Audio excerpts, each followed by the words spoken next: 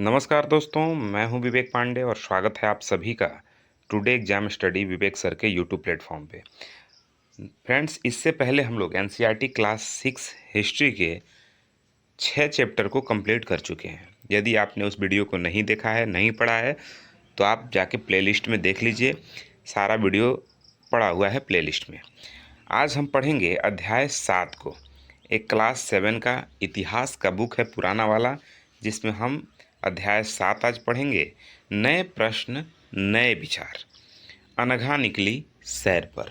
जैसा कि आप जानते हैं, कोई भी एनसीईआरटी के बुक का कोई भी चैप्टर स्टार्ट होता है तो एक कहानी से होता है। कहानी यहाँ भी है, लेकिन आज कहानी है अनघा के सैर पे जाने की, और वहाँ से शुरू होता है बौद्ध धर्म और जैन धर्म के बारे में जानकारी। तो आज विशेष तौर पे हम बौद्ध धर्म के बारे में पढ़ेंगे। बाकी अगले वीडियो में हम जैन धर्म के बारे में पढ़ेंगे।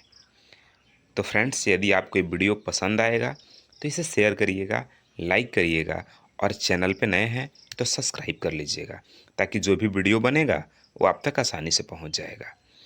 आप किसी भी एग्ज़ाम की तैयारी कर रहे होंगे तो आपके लिए एनसीईआरटी बेहद महत्वपूर्ण होने वाला है। आइए, अनघा निकली सैर पर। अनघा आज पहली बार अपने विद्यालय की ओर से सैर पे जा रही है। सैर पे यानी घूमने जा रही है, और उसने देर रात पुणे, महाराष्ट्र से वाराणसी यानी उत्तर प्रदेश की ट्रेन पकड़ी। और ट्रेन पकड़ी स्टेशन पर अनघा को छोड़ने उसकी जब माँ आई तो उसने उसके अध्यापिका से कहा कि ऐसा है कि आप बच्चों को बुद्ध के बारे में भी बताना, और साथ साथ आप उनको कहाँ घुमाना, सारनाथ भी दिखा देना। ऐसी बातें अनघा की माँ ने अनघा के टीचर से कहा। ठीक है, अब कहानी शुरू होती है बुद्ध की। भगवान बुद्ध की कहानी शुरू हो रही है, और आप अब यहाँ समझेंगे कि भगवान बुद्ध कौन थे, क्या थे, और कैसे उनको लोग भगवान का दर्जा देते हैं। तो बौद्ध धर्म के संस्थापक थे। बौद्ध धर्म के संस्थापक सिद्धार्थ थे, जिन्हें बाद में गौतम के नाम से भी जाना जाता है। उनका जन्म लगभग 2500 वर्ष पहले हुआ था। लगभग 2500 वर्ष पहले जन्म हुआ था किसका? सिद्धार्थ का, जिन्हें गौतम के नाम से भी जाना जाता है। ठीक है, यह वह समय था जब बहुत तेजी से परिवर्तन हो रहे थे। इससे पहले वाले पाठ में भी आपने पढ़ा है महाजनपद के बारे में। ठीक है ना, कि जनपद कैसे फले फूले, फिर जनपद नष्ट हुए, फिर तेजी से परिवर्तन होने लगा। और एक बात है भगवान बुद्ध के समय की। बुद्ध क्षत्रिय थे तथा शाक्य नामक एक छोटे से गण से संबंधित थे, और युवा अवस्था में ही वह ज्ञान की खोज में सारे सुखों को छोड़ करके, सारे संसाधनों को छोड़ करके घर को त्याग दिए। अनेक वर्षों तक घूमते रहे, भ्रमण करते रहे, तथा बहुत सारे विचारकों से मिले, चर्चाएं करते रहे। अंततः ज्ञान प्राप्ति के लिए उन्होंने स्वयं ही रास्ता ढूंढने का निश्चय किया कि अब हम किसी विचारक के पास नहीं जाएंगे, हम खुद ही ज्ञान प्राप्ति के लिए रास्ते को ढूंढेंगे। इसके लिए उन्होंने बोध गया, जो बिहार में है, वहाँ पे एक पीपल के नीचे कई दिनों तक तपस्या की, और अंततः उन्हें ज्ञान की प्राप्ति हुई। और उसी के बाद बुद्ध पूर्णिमा का दिन था। पूर्णिमा का दिन था जब उन्हें ज्ञान की प्राप्ति हुई, और तभी से उन्हें बुद्ध कहा जाने लगा। भगवान बुद्ध को पूर्णिमा के दिन ज्ञान की प्राप्ति हुई, और तब से जब उन्हें ज्ञान प्राप्ति हुई तब से उन्हें बुद्ध कहा जाने लगा, भगवान कहा जाने लगा।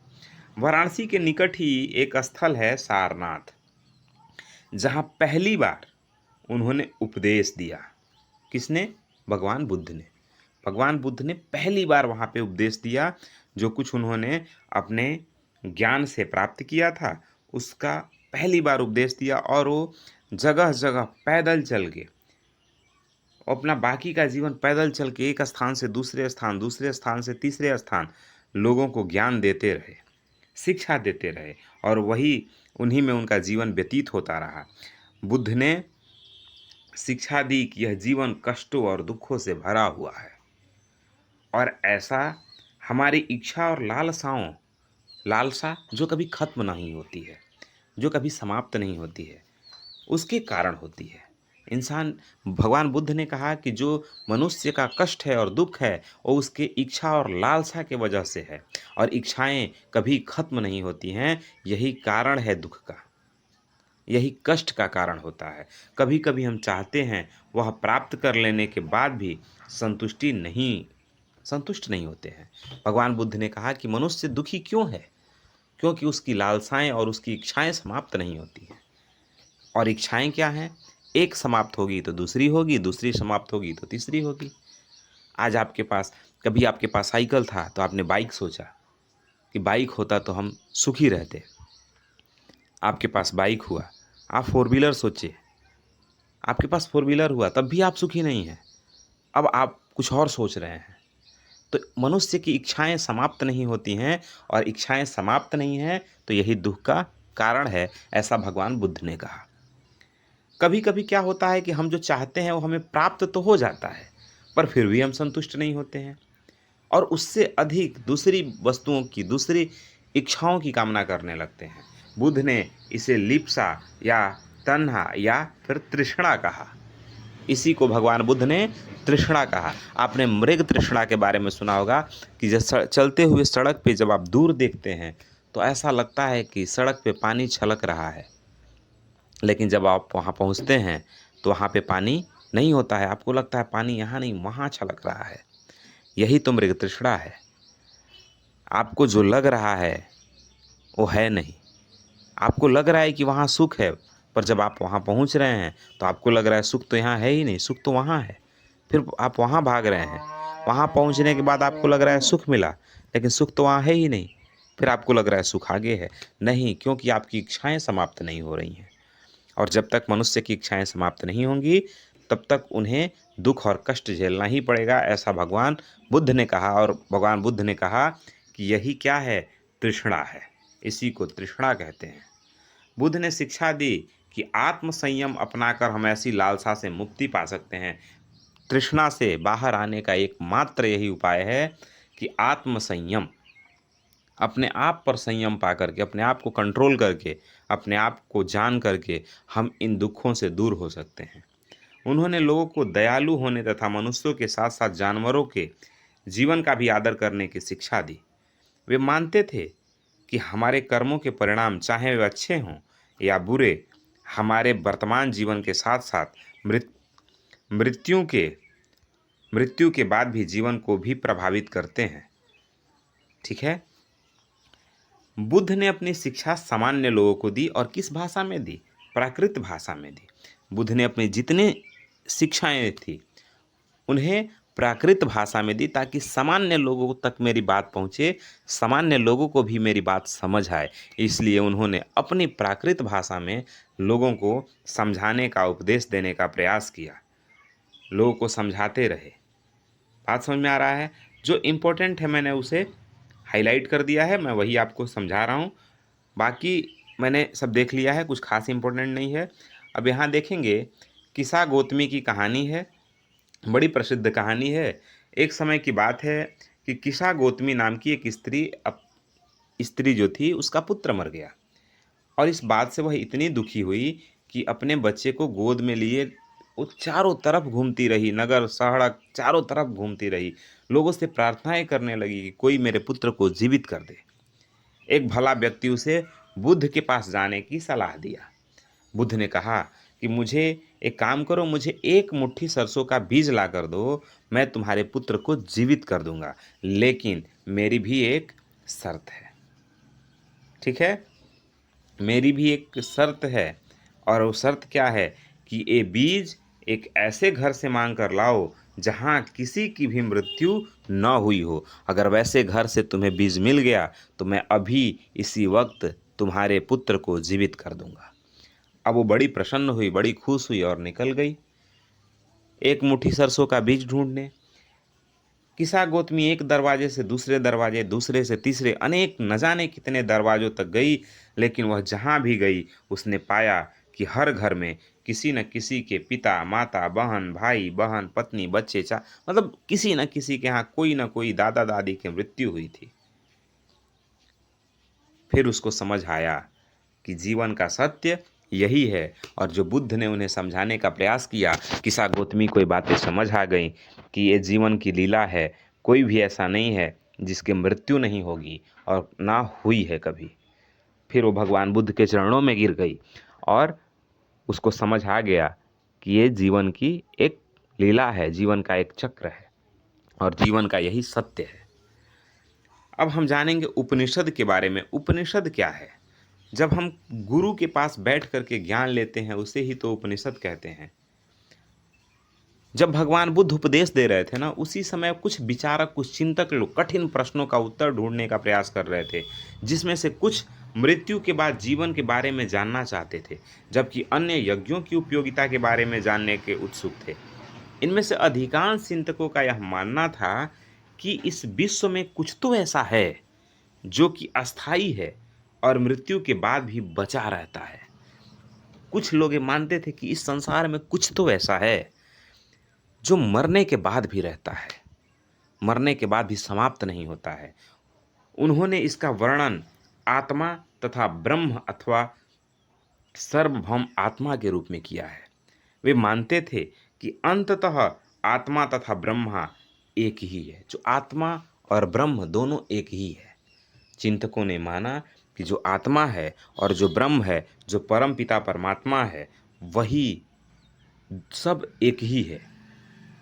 ऐसा कई विचारों का संकलन उपनिषदों में हुआ है। संकलन, ऐसे कई विचारक हैं जिन्होंने अपनी बातों को संकलित कर दिया है। किसमें? उपनिषदों में। उपनिषद उत्तर वैदिक ग्रंथों का हिस्सा थे। उपनिषद का शाब्दिक अर्थ होता है कि गुरु के समीप बैठना। आप गुरु के समीप बैठ के जो ज्ञान ले रहे हैं और उसे संकलित कर रहे हैं, वही उपनिषद है। वही क्या है? उपनिषद है। आई होप कि आपको ये सब समझ आ रहा होगा। अगर आपको समझ आ रहा है तो वीडियो को लाइक करें, शेयर भी करना है, और चैनल पर नए आए हैं तो दोस्त सब्सक्राइब भी करना है। आइए आगे देखते हैं। एक कहानी है बुद्धिमान भिखारी की। यह एक उपनिषद से लिया गया है और उपनिषद का नाम है छांदोग्योपनिषद।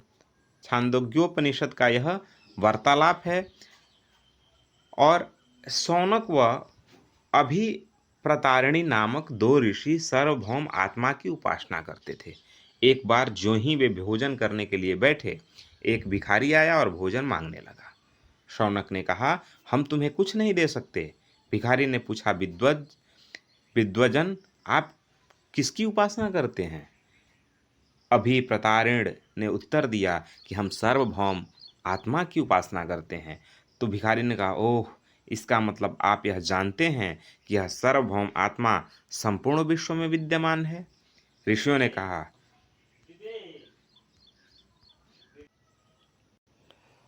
ओह, इसका मतलब आप यह जानते हैं कि यह सार्वभौम आत्मा संपूर्ण विश्व में विद्यमान है? ऋषियों ने कहा, हाँ हाँ, हम यह जानते हैं। भिखारी ने फिर पूछा, अगर यह सार्वभौम आत्मा संपूर्ण विश्व में विद्यमान है तो यह मेरे अंदर भी विद्यमान है। मैं कौन हूँ? मैं इस विश्व का एक भाग ही तो हूँ। तुम सत्य बोलते हो युवा ब्राह्मण, ऐसा ऋषियों ने कहा। इसलिए हे ऋषियों, मुझे भोजन न देकर आप उस सार्वभौम आत्मा को भोजन देने से मना कर रहे हैं।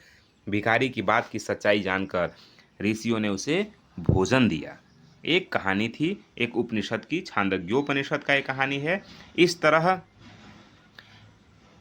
और इसमें अच्छा, उसमें क्या होता था ना, जब कोई भी चर्चाएं चलती थी उपनिषद, कहीं भी कोई चर्चाएं अगर चल रही हैं, गुरुओं के पास बैठ के कोई भी चर्चाएं चल रही हैं, तो उसमें सामान्य तौर पे ब्राह्मण और राजा लोग हुआ करते थे। कभी कभी गर्गी जैसे स्त्री विचारकों का भी उल्लेख मिलता है, लेकिन कोई निर्धन व्यक्ति उस वाद विवाद में नहीं रहता था। लेकिन एक ऐसा ही अपवाद पाया गया है, किसके बारे में? वो है सत्यकाम जबाल के बारे में। सत्यकाम जबाल है एक। सत्यकाम जबाल का नाम उसकी दासी माँ के नाम पर पड़ा था। उनकी माँ एक दासी थी और सत्यकाम जबाल ने सत्यकाम के सत्यकाम के मन में सत्य जानने की तीव्र जिज्ञासा उत्पन्न हुई और उन्होंने सत्य जानने के लिए उपनिषदों को समझा देखा। ठीक है? तो आज आपके चैप्टर में यही था। बौद्ध धर्म के बारे में आपने पढ़ा। आगे हम जैन धर्म के बारे में पढ़ेंगे। थोड़ा-सा ये देख लीजिए, ये है व्याकरणविद पाणिनि के बारे में। इस युग में कुछ अन्य विद्वान भी खोज कर रहे थे। उन्हीं में एक प्रसिद्ध विद्वान थे व्याकरण के पाणिनि, जो संस्कृत भाषा के व्याकरण की रचना की। उन्होंने स्वरों तथा व्यंजनों को एक विशेष क्रम में रखकर उनके आधार पर सूत्रों की रचना की, जो 14 माहेश्वर सूत्र कहलाते हैं, जिसे पाणिनि सूत्र के नाम से भी जाना जाता है। सूत्र बीजगणित के सूत्रों से काफ़ी मिलते-जुलते हैं। इसका प्रयोग करके उन्होंने संस्कृत भाषा के प्रयोगों के नियम लघु सूत्रों लगभग 3000 के रूप में लिखे हैं। अब कल हम लोग पढ़ेंगे जैन धर्म के बारे में। यदि चैनल पे नए हैं तो चैनल को सब्सक्राइब करिए, वीडियो पसंद आए लाइक शेयर करिए। मिलते हैं अगले वीडियो में, तब तक के लिए जय हिंद।